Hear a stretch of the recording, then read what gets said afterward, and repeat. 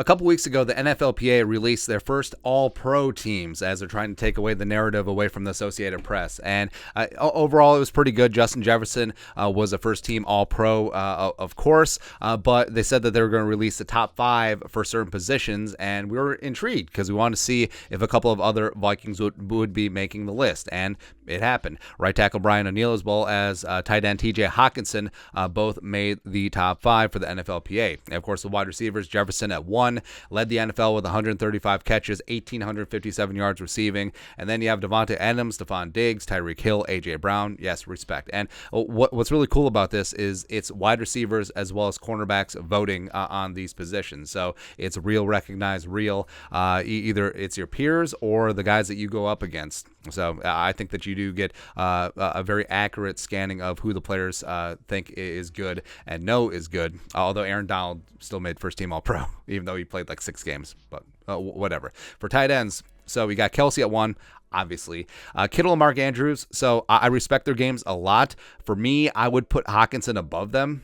It just is what it is. I think that Hockenson being traded midseason, coming to a new team, learning a new set of teammates, learning a brand new offense, he integrated into this offense amazingly, man. So from week 9 till the end of the season, TJ Hockenson was second in the NFL in receptions with 60 behind Kelsey, and second in the NFL in terms of tight end receiving yards at 519, again behind Travis Kelsey. So Hockenson just completely on the fly. Him and Kirk Cousins developed a rapport, and imagine what's going to be like Hockenson a full offseason in Kevin O'Connell's offense, a full offseason working with Kirk. I think it is going to be the JJ and TJ show going forward. Evan Ingram had himself a splash season, bet on himself a 1-year deal with the Jaguars after a very undistinguished career with the Giants, and then went boom. I mean, maybe Irv Smith could follow suit. Who knows, man. And then right tackles. So of course you got Lane Johnson, the immortal one, even though exploiting the loophole of being able to false start at every single play. Tristan Wirfs is still up there, even though he got injured. Penei Sewell up there. Respect. Penei Sewell is one of the best tackles in the game. Very interesting to see once the Lions are done with Decker if they move Sewell to left tackle. Yes, and then Ramczyk and Brian O'Neill are tied at 4th. Ramczyk, the pride of Winona State University. Look it up. Of course, he is fantastic, one of the highest paid tackles in the game, and also he backs it up down with the dirty-ass Saints. And then O'Neill.